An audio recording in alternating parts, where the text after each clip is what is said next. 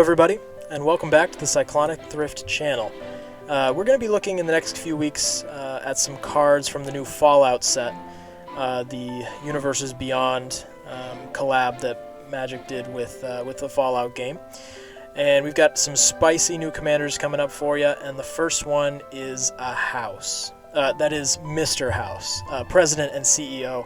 He's a Mardu commander, so he's a red, a white, and a black for a 0/4 legendary artifact creature. Whenever you roll a 4 or higher, create a 3/3 colorless robot artifact creature token. And if you rolled a 6 or higher, instead create that token and a treasure token. So right off the bat, you're seeing the words rolling, you're trying to get a number or higher. This deck immediately screams dice roll, as well as, maybe it's going to have some artifact synergy because, the commander's an artifact, we're creating artifact tokens, potentially creating treasure tokens. And the second ability there is you pay 4, tap it, and roll a 6-sided die plus an additional 6-sided die for each mana from treasures spent to activate this ability. So if you're not spending any treasures, you just pay 4, tap it, roll a 6-sided die. Hopefully, you've got a 50% chance of getting that creature token and a 1 in 6 chance of getting that creature token and a treasure token. But if you've got 4 treasures, you crack them all, spend it into this ability, and tap it. Now you're rolling 5 6-sided die. And each of those, you have the same odds of getting those results. So there's definitely going to be a treasure sub-theme here, where we're going to be wanting to create treasures as well as spend those treasures. So the main themes of this deck is, 1, we're looking to roll die. And there's a bit of a cheat code in this deck of, the threshold is we're trying to roll a 4 or higher, or a 6, ideally. And if you're rolling a 6-sided die, like this commander lets you do, your odds are pretty low. But 6-sided die are not the only die that Magic cards reference. So there's going to be a lot of rolling d20s, where now instead of a 50% chance of getting that robot, you have basically an 80% chance of getting the robot, and close to like a 75% chance of getting the robot and a treasure token. So right off the bat, we're going to be getting a lot of d20s rolling. We're going to try to create a ton of artifact creatures, create a ton of treasures. But on top of that, there will be some artifact synergy. We're going to be creating a lot of these things, so we want to have benefits, things that we can play off it. And we'll have a bit of a treasure sub-theme that you guys will see as we go along. First card we're going to be talking about here is Brazen Dwarf. It's 1 in a red for a 1/3 creature dwarf shaman. Whenever you roll 1 or more dice, Brazen Dwarf deals 1 damage to each opponent. Super easy, super simple. It's kind of like a gutter snipe, but for dice rolling. We're going to be rolling dice throughout our gameplay, and so just getting this little pinging damage to each opponent is exactly how we're going to try to whittle down our opponent's life totals, so we can kind of swing at the end. There's a couple other cards in here that we'll see that do a very similar thing with more like token generation, but this one I really wanted to include because it emphasizes specifically the rolling the dice. The next card is Wand of Wonder. It's 3 in a red for an artifact. You pay 4, tap it, roll a d20. So again, we're rolling that dice. Each opponent exiles cards from the top of their library until they exile an instant or sorcery card, then shuffle the rest into their library. You may cast up to X instant or sorcery spells from among cards exiled this way without paying their mana cost. And then you have, if you roll 1 through 9, you get to cast 1 of them. If you roll a 10 through 19, you get to cast 2. And if you get a natural 20, you get to cast all 3. So this, again, mainly we're hoping to get that dice roll. This is a nice repeatable effect. It does cost 4, but the upside of this, even if you only get the 1 free spell, you only roll 1 through 9, paying 4 to get a random spell, there's a lot of upside to that. You might get like a rampant growth or something like that, but even there, that's quality, and you're getting that dice roll to get the benefit off the commander. But if you happen to get, X equals 2, paying 4 mana, casting 2 instant sorceries for free, again, even if they're just like rampant growths, are super sweet. And then we've got Circuits Act. It's 2 in a red for a sorcery. You roll 3 6-sided die. For each different result, create a 1/1 white clown robot artifact creature token. So 2 things. 1, we've got rolling the dice. It's a 6-sided die, so it's not quite going to have that upper range like the d20s does, but it also has the upside of creating artifact creature tokens, which again is kind of is really how we're going to win in this game, is by swinging in with our artifact creatures and getting benefits off those. So this just fits really, really well into both those strategies, and so we had to put it in. The next few cards, we're going to talk more specifically about artifact creatures and things that we can do to help either buff them up, make them more powerful, and just get a lot of benefit out of them. So when we're rolling these dice and creating our artifact creatures, we're able to turn that into a win con. The first here is Steel Overseer. It's a 2-mana artifact creature, 1/1, and you tap it to put a +1/+1 counter on each artifact creature you control. I love this card. If you could look back, any artifact deck that is on this channel most likely has Steel Overseer in it. Or at least artifact decks that rely on making a lot of artifact creatures, because this card is insane. Number one, it's 2 mana, so you get it down easily turn 2. That's, not hard to do at all. You wait a turn, tap it, put a +1/+1 counter on each artifact creature. It's not each other one, so it puts a +1/+1 counter on itself. You can start buffing it up as the game goes on, but no one really wants to waste a removal spell on this card, but it will absolutely win you games, because if you get 5 turn activations off of this thing, you're gonna have a massive artifact army pumping up these creatures. And we're starting with what, 3 3s, right? So 2 activations, now we got a bunch of 5 5s. Yeah, that's gonna swing in for a ton of damage. The next is Shimmermere. It's a 3-mana 2/2 artifact creature. It has flash, and you may cast artifact spells as though they had flash. So again, this is just a lot of... It's a static ability, of course, and it on its own doesn't necessarily do anything, but it gives you a ton of flexibility with when you can play your cards, when you can play your commander even. It just allows you flexibility and options, which is something that you really want in your commander game. We've got Low Shield Clockwork Scholar, 2 and a white for a 2/4 legendary creature.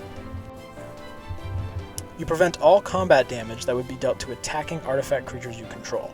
So that first part alone, right, it just essentially means you can attack into any board state with no fear of losing your creatures, right? The only thing that will happen is, they're tapped down, so you don't necessarily get them as blockers, but they will not die because of combat damage, as long as they're attacking. And the second ability is whenever 1 or more artifact creatures enter the battlefield under your control, draw a card. This ability triggers only once each turn.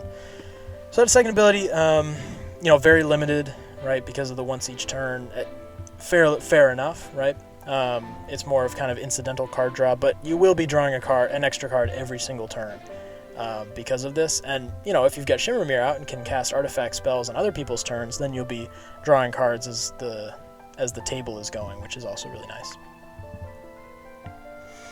And then I mentioned at the beginning, we've got a few other cards like the Brazen Dwarf, where we are trying to turn our artifacts, turn our treasures, turn our dice rolling into damage, right, and ways to actually reduce our opponent's life totals. The first card like that is Reckless Fireweaver. It's 1 and a red for a 1/3 creature human artificer. Whenever an artifact enters the battlefield under your control, Reckless Fireweaver deals 1 damage to each opponent. Super easy, super simple. You guys can see how that fits in. And the next card is exactly like it. It's Ingenious Artillerist, 2 and a red for a 3/1 creature human artificer. Whenever 1 or more artifacts enter the battlefield under your control, Ingenious Artillerist deals that much damage to each opponent. Now they worded it differently than the Reckless Fireweaver, but it essentially means the exact same thing. For each artifact that's entering under your control, it is dealing 1 damage to each opponent. And then finally we've got Mirkwood Bats, 3 and a black for a 2/3 creature bat, has flying. Whenever you create or sacrifice a token, each opponent loses 1 life. So this is, this might even be slightly better in different decks, when it doesn't have to be an artifact token, right? But for us, we're just going to be creating those tokens, so it doesn't really matter. But not only will we, cause our opponents to lose life when we're creating the robots or creating the treasure tokens, but also when we sacrifice those treasures to pay for other things, they'll also be losing life. So this is kind of a double whammy in that sense that really works really well. And that brings us to the vegetable portion of the deck. For those of you who haven't watched the channel before, the vegetable portion is when I talk about some categories of cards that fit into 3 groups: mana ramp, card draw, and removal. And I really see those as being instrumental and vital to any deck build, whether you're on a budget or not, but especially if you're working with a budget and you are limited in your card selection, right? You don't have access to a lot of the more powerful, more consistent cards. And so in order for your deck to really be able to work well and compete with other decks at the table, you have to be filling these categories out with cards. So the first category is mana ramp. We've got Foundry Inspector. It's 3 mana for a 3/2 artifact creature. Artifact spells cost 1 less to cast. Super easy, super simple. Most of the spells in this deck are artifacts, so this is going to be a game-long discount that will be really helpful. We also have Component Pouch. It's 3 mana for an artifact. You tap to remove a component counter from a component pouch and add 2 mana of any color, or of different colors, sorry. Or you can tap it to roll a d20. And then depending on the number that you roll, you either put 1 or 2 component counters on the pouch. So mana ramp in the sense that, you tap it to add 2 mana of different colors if you've got a counter on it. But you also tap it to roll a d20, which fits really well into our dice rolling strategy, that fits more with our commander. So this, maybe it's not an excellent card in either category, but because it breaches both of them, it works really well in this deck, and I wanted to include it. And then last we've got Ebony Fly. It's 2 mana for an artifact. Enters the battlefield tapped. You tap it to add a colorless, so it's kind of like a tapped 2 mana rock. That's okay. But you can pay 4 to roll a d6, again, fitting into the dice rolling theme. And until end of turn, you may have Ebony Fly become an XX insect artifact creature with flying, where X is the result. And then whenever it attacks, another target attacking creature gains flying until end of turn. So this is just a fun kind of combat trick. You get to turn your mana rock into a creature, depending on how much, how big of a roll you got. It'll just be kind of a fun toolbox card. But it also ramps you, which would be really nice. The next category is card draw, and we've got Idol of Oblivion. It's 2 mana for an artifact. You tap to draw a card. Activate only if you created a token this turn. So it's definitely got a limitation on it, but in this deck we will be creating tokens every single turn. We can draw a card every single turn. And the last ability, you can pay 8, tap it, sacrifice it, and create a 10/10 colorless creature token. Sweet. Not really something we're going to be doing a lot in this deck, but hey, if the game comes down to it and you're able to do it, all the better. The next is Read the Bones. It's 2 and a black for a sorcery. Scry 2, then draw 2 cards, and you lose 2 life. So in black, this is kind of the reality. In order to draw cards, you have to lose, you lose life. But this has the added benefit of you get to scry 2, so you get to kind of pick and choose which cards you want, and then you draw them. So it works well, and I like it as a budget black card draw, card. It works well. And the last card here is more of like an impulse draw. It's called Chaos Channeler. It's 2 and 2 red for a 4/3 creature human shaman. And whenever it attacks, you roll a d20. So again, fits into the dice roll theme. We like that. And then depending on the number that you get, you exile a certain number of cards off the top of your library, and you can play them this turn. So it's not card draw. I totally understand that. We have other cards in here that fit into this category, but I wanted to spotlight this one because 1, it fits into the dice rolling strategy, and 2, it has the potential to be better than card draw, right? Because if it just said whenever it attacks, draw a card, that'd be a good card, of course. But this way, we're getting access to more than 1, potentially, and being able to kind of pick and choose which ones we actually want to play, and it won't clog up our hand, so to speak. So this is one that I wanted to focus on. And in terms of removal, super easy, super quick. We'll run through these. We've got Swords to Plowshares. It's a 1 white for an instant. You exile target creature. Its controller gains life equal to its power. You've got D-Spark. It's 1 white and a black for an instant. You exile target permanent with mana value 4 or greater. The versatility on the permanent side of things, so it can hit absolutely anything, is super nice. The exiling is really nice. It's at instant speed. The mana value mana value 4 or greater is a bit of a restriction. There's a ton of really, really good cards that you won't be able to get with this. But, you know, if someone else has a card on the table that is going to win them the game, most likely it's going to be mana value 4 or greater. So this is going to get you out of a lot of those jams, or otherwise you would just lose the game. And this last one's kind of fun. It's Will's Reversal. It's 2 and a red for an instant. You choose target spell or ability with one or more targets. And then you roll a d20, you know, fits into the dice roll theme, and add the greatest power among creatures you control. So, it's not even that, you know, you just take the result of the dice. You can also add, you know, how much power it is, which for us, let's just say it's only 3, right? It's the power of the robot token that we have. But depending on the result, you get to either kind of deflecting swat that spell or ability, or you get to, deflecting swat it and then copy it and do it again. So it has the potential to be a broken result, and at the very least, it's a deflecting swat. At instant speed, it just doesn't have the, you know, free casting cost attached to it. But this is actually a really solid card, and one that absolutely goes into any dice rolling deck, and so it definitely goes into this one. And that brings us to the thrift pick of the deck. Again, for those who haven't seen the channel, the thrift pick is not necessarily the card I think is the absolute best in the deck, but it's the card that I'm most excited to play. It's the one that if I see it in my hand or I draw it early on, I'm super excited. I'm pumped to get it down. I want to see it interact with the board.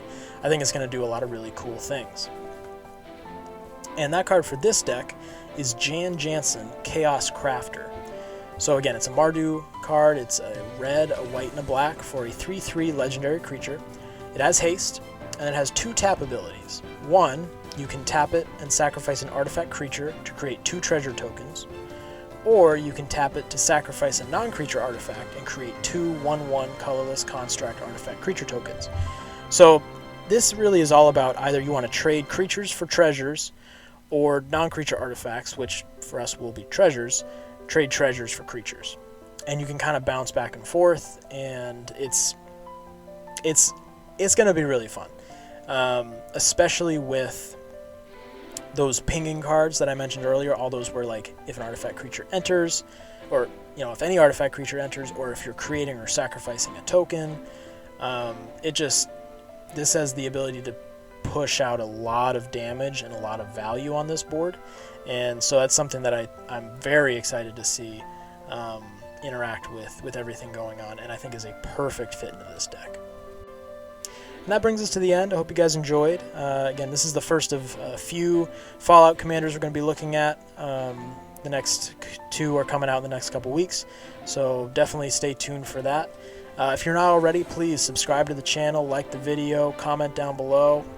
If you think I missed any cards that you know I should have included but didn't, please let us know. I love hearing from you guys. And with that, stay safe and stay thrifty.